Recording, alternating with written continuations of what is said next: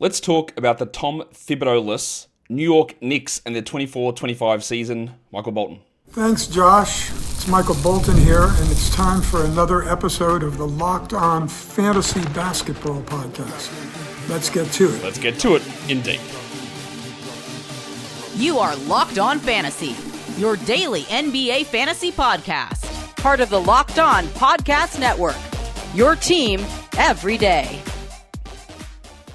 Hello and welcome to the Locked On Fantasy Basketball Podcast, brought to you by Basketball Monster. My name is Josh Lloyd and everything is great.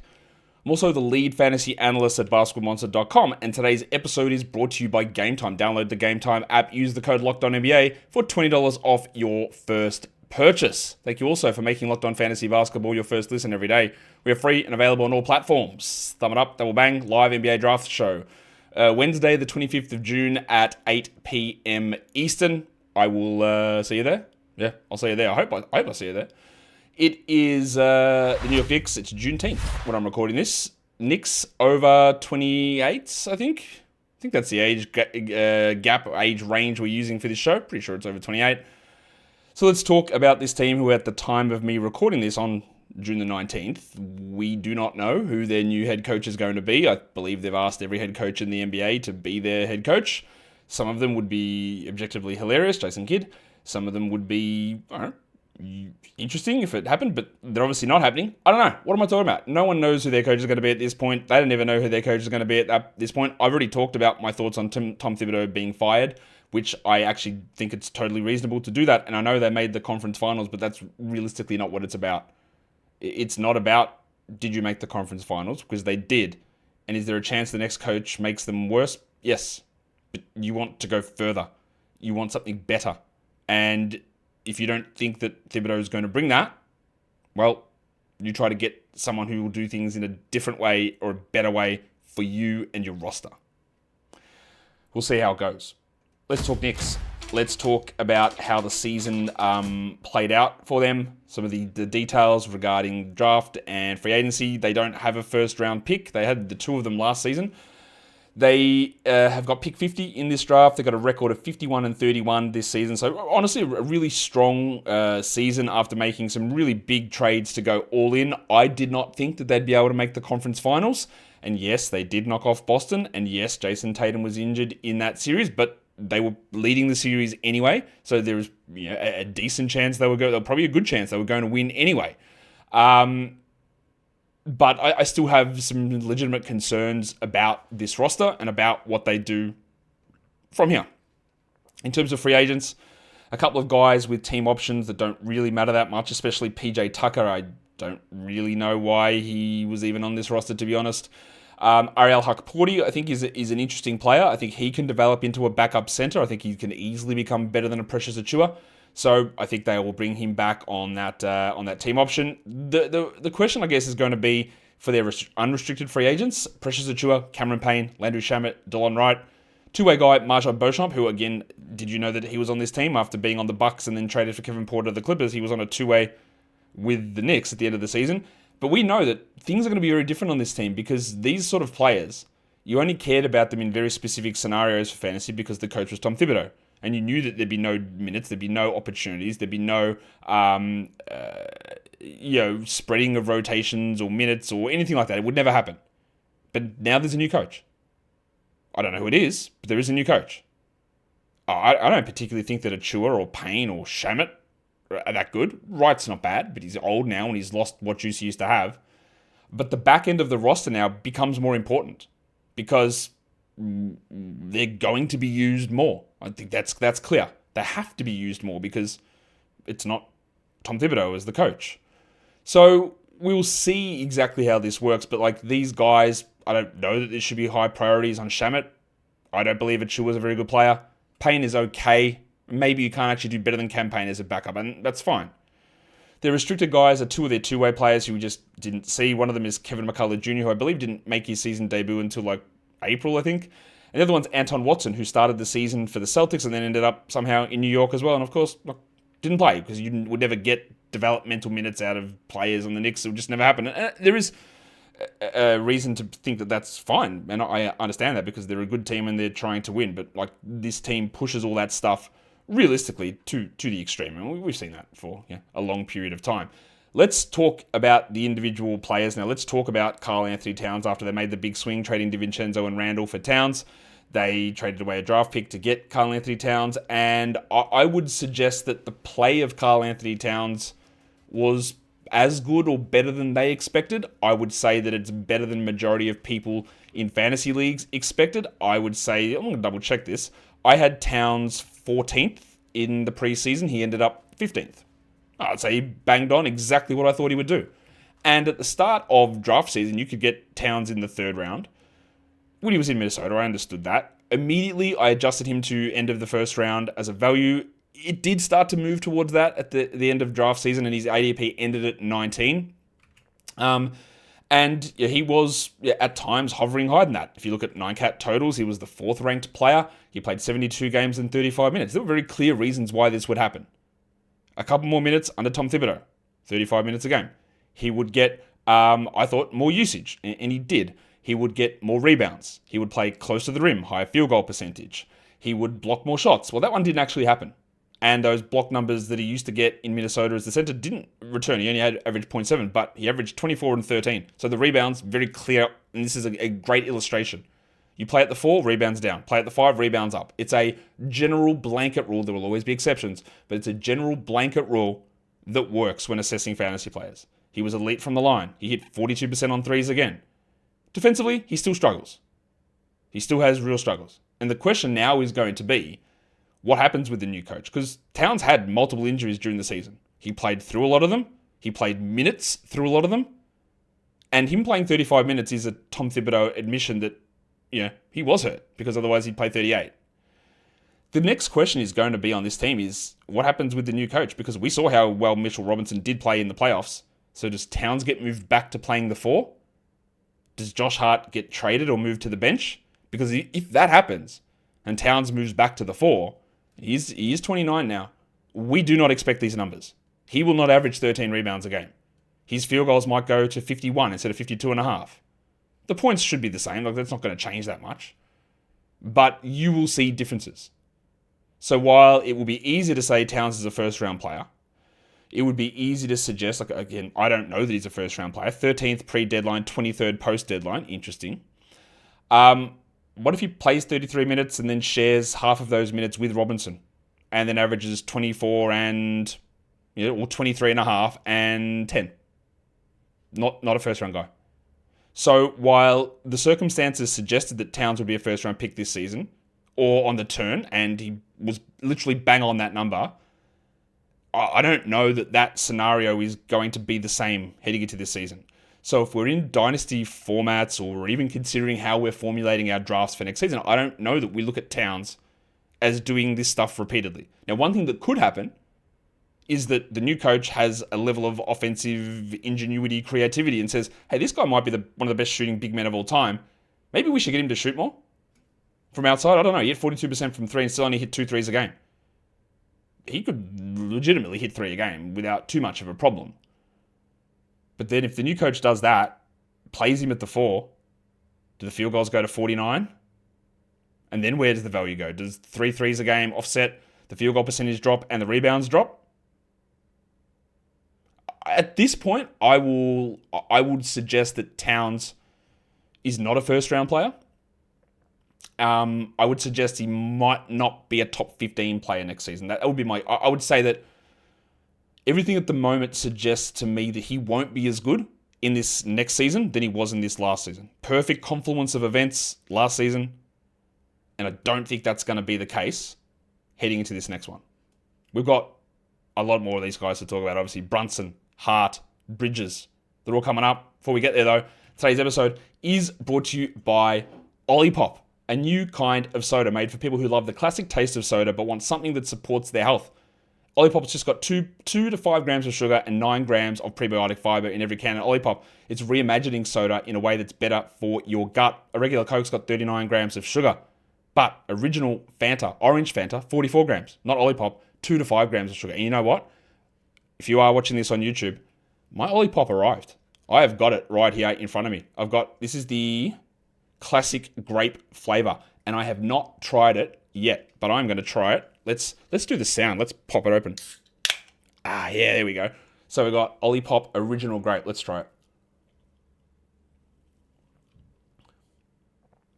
Yeah, it's pretty good. Yeah, it's pretty good. All right, 45 calories per can in this one. Sugars, 4 grams. Fiber, 9 grams. Yeah, that's good. That's not the only flavour. What else flavours did I get? Crisp apple. Classic cola I got. Root beer. They're the flavours I got, which I, again, haven't tried. So there you go.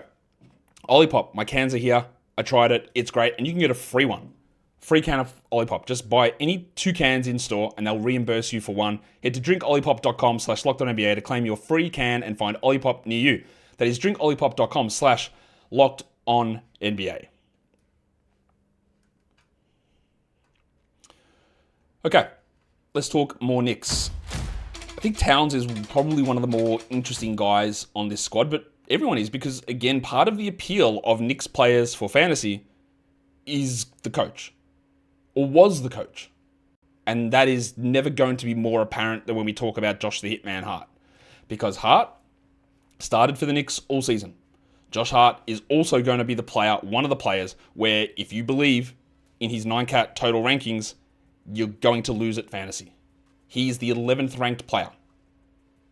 I mean, he's obviously not the 11th ranked player, but he was the 11th ranked player in 9-cat totals. It's a foolish number.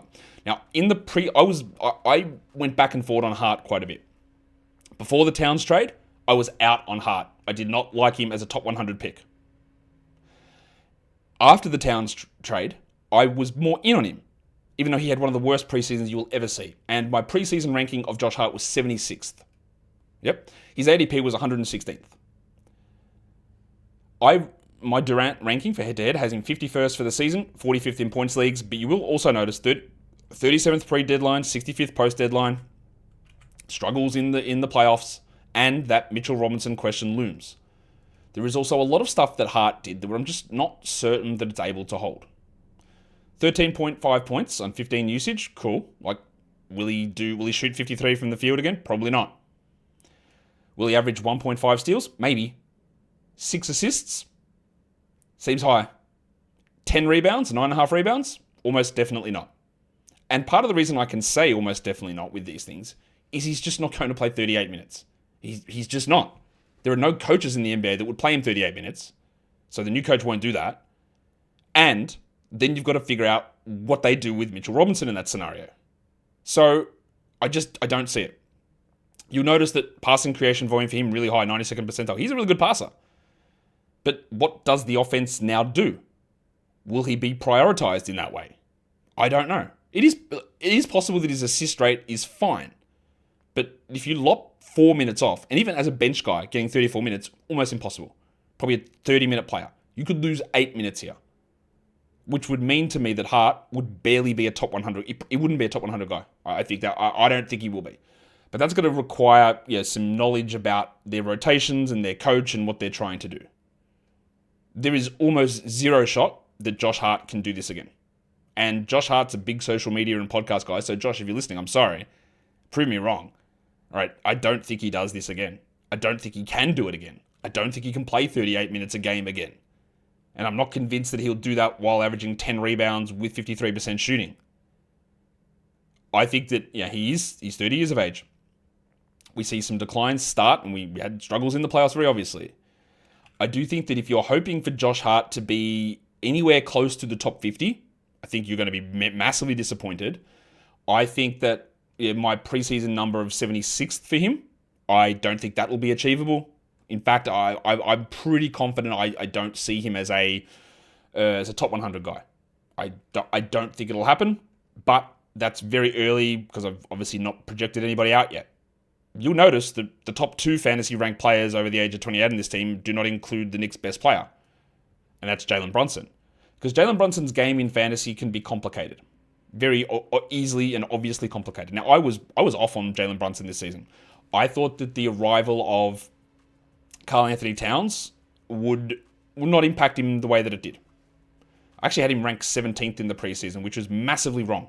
His ADP was 20. He ended up ranked 52nd. In points leagues, he was 28th. he still averaged 26 points a game. He averaged 7.3 assists. They're pretty good numbers. The problem with Brunson, not even from a real life perspective, but from a fantasy perspective, is there's not much else.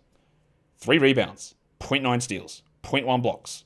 Like 48.8 from the field is good, but it's average. 82 from the line is good, but it's not elite. 38 from 3 is good, but the volume's not through the roof. He also played 35 minutes because of a lot of injuries. And he would play through games, and he played 65 games and had that 66, had that bad ankle injury at the end of the season, and he was dealing with foot and ankle injuries all season. 100% of the time, 100th percentile in time on ball, he's huge. 98th percentile offensive load, and some of the criticisms of Tom Thibodeau and the Knicks offense was that it's just give the ball to Brunson, let him pound. Now, with the amount of free throws that he draws through whatever techniques you want to call them, if he was to turn into an 86% shooter, then his value would rise. But when you're 82, 81, it's not as valuable. I do agree with both of those advanced metrics that he did see a little bit of a decline this season. I don't believe he was as good as he'd been in the past. He's still an incredibly clutch player, obviously. He's a solid passer without being a great passer. But like when you're 98th percentile in passing creation volume, 99 or 98 in load, and 100th in time on ball, and playing 35 minutes, I want more than 7 assists. Like you need more than that. You also probably need more than 26 points, to be honest, with a 30 usage, or 29 usage. So another Knicks player that I do think will fall away a little bit, except if the free throws go back up, and that's really hard to predict. So even though he was 52nd this season, 36 post All-Star, well, you know what? I take that back. Maybe he won't get worse. Actually, I think that he can probably be better in certain areas. Because it doesn't take a lot. Yeah, it's 82 to 84 from the line, cool. 0.9 steals to 1.2 steals, easy. 2.9 rebounds to 3.6, cool. His minutes aren't sky high like Josh Hart's. He's an interesting sort of a player, an interesting conundrum in how to value that in fantasy. I won't take him in round 2. But a top 35 finish is, it's possible. It's possible. The thing that did happen though is that part of the reason he was so successful the years prior is that when Randall went down or whatever and other players weren't there, he'd have 36 usage. And that came way down. So it will be interesting to see how they manage that for this upcoming season. Mikal Bridges. Another one of those guys where it can be confusing to talk about him from a fantasy point of view. I know that he played every game of the season again, which he has done for every season. Of course, there was, in every one of those seasons, there's been fake games. And I know that he was out there and he suited up, but getting out there to play 2 seconds and then leave, is that the purpose of him being there was to keep a streak going for what purpose? Because obviously, resting in that spot was important. Yes? Because otherwise he would have just stayed in the game. So, he played 82 games. Whatever. He was the 42nd ranked player in 9-cat totals. Again, an anomalous number. Bridges lost a lot of value this season. We thought that he would lose value. I thought that he would lose value this season heading to New York. I had him ranked 75th. His ADP was 54th. So, I avoided him very easily. He was worse than I thought. 84th overall, 97th in points leagues. He averaged 17.5 with 3 rebounds and 3.7 assists. And one of the things that, again, is a really good lesson. Part of the expectation of Bridges was, everyone was his usage will drop. And it very clearly did, down to 19. That's much further than I thought. His minutes went through the roof. We thought they would under Tom Thibodeau. So that was all happened, 37 minutes, which probably won't hold to that number. But the assumption that got made in certain spots was, okay, now that his usage drops, we'll get back to old Phoenix Mikal Bridges, meaning his steals are going to go up because he can focus on defense. His blocks are going to go up. His 2-point numbers, he won't be forced to take as many bad shots or high usage shots or end of shot clock shots. So the 2-point percentage will jump back to 63. He'll be able to be a 55, 56% shooter. And back to that 50th ranked player in fantasy with steals, blocks, high field goals, good free throws, and solid play. But it didn't happen. He is 29. As you get older, usually, steals, blocks in particular, they drop. The value of him being that high field 2-point percentage player in Phoenix didn't return. It's gone. It might come back. I don't know. He never attacked the rim and got free throws. So this is a Bridges discussion, but it's just a general discussion where we have these ideas where it seems to make logical sense. Well, okay, his usage will drop, but he just means he'll shoot better and he will do more defensively. Doesn't work. As a general rule, doesn't happen.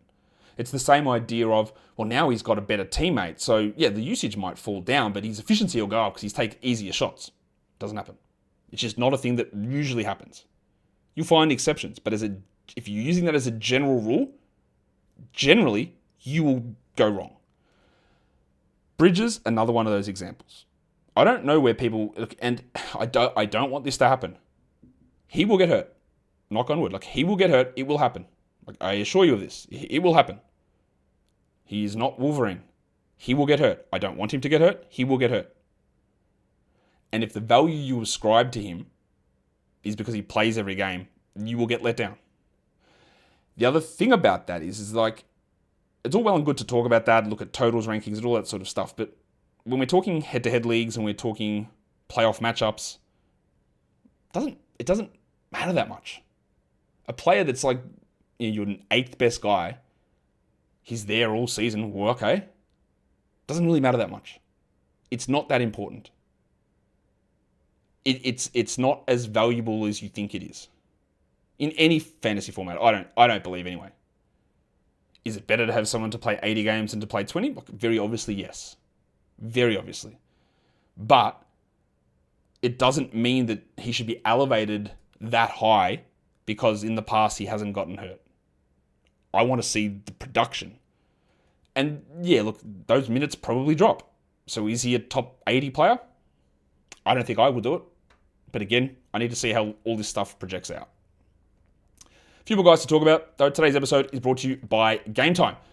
The NBA Finals. We are almost at the end, but there's still some games left. Plus, there's so many other sporting events going on, comedy and theatre, all that sort of stuff. And Game Time is the place where you can go to get those killer last-minute deals, see the panoramic seat views on Game Time. You got no surprise fees. Why would you go anywhere else? Game Time is a complete game changer. You can see the exact view that you're going to see from your seat when you buy your tickets on Game Time. And with the Game Time guarantee, you know that you're getting the best deal. So if you find a ticket in the same row and same section somewhere else, they will credit you 110% of the difference. You can get stuff for the NFL season coming up. The fixture's released. You know where the games are. You can get in there. Did I say fixture? I should have said schedule. Fixture, that's such an Australian word. Doesn't matter. Game Time. Get in there, get your tickets to the events you want. Know that you are getting the best deal possible. Know that you've got the guarantee. You can see your seats. You've got no surprise fees. And right now, of course, you can take that guesswork out of buying tickets with Game Time by downloading the Game Time app and creating the account. Use the code LOCKEDONNBA and get $20 off your first purchase. So terms apply. Again, create an account and redeem the code LOCKEDONNBA for $20 off. Download the Game Time app today. Last minute tickets. Lowest price guaranteed. All right, so we've talked about a lot of the older guys there. Let's talk about some of the reserves. Quickly go over some of these players. And number one here is Cameron Payne, who will often have that one random little run or random big game that is useful. And he even had it in the playoffs. He played 15 minutes a night. He was the 317th ranked player. He averaged 7 and 3 assists. Shot poorly from the field, but great from the line and good from three. Cameron Payne is 31 now somehow. What he is a player that you know will be rough in terms of field goal percentage. Interesting that his delta numbers really high, his drip and Darko, a big improvement. And I think that's fine. That's fair enough. Payne was serviceable as a backup point guard. He's serviceable in terms of deflection numbers high, passing value is high. His ability to be out there and run an offense and for it not to fall apart, I think was pretty useful. But that's what he is.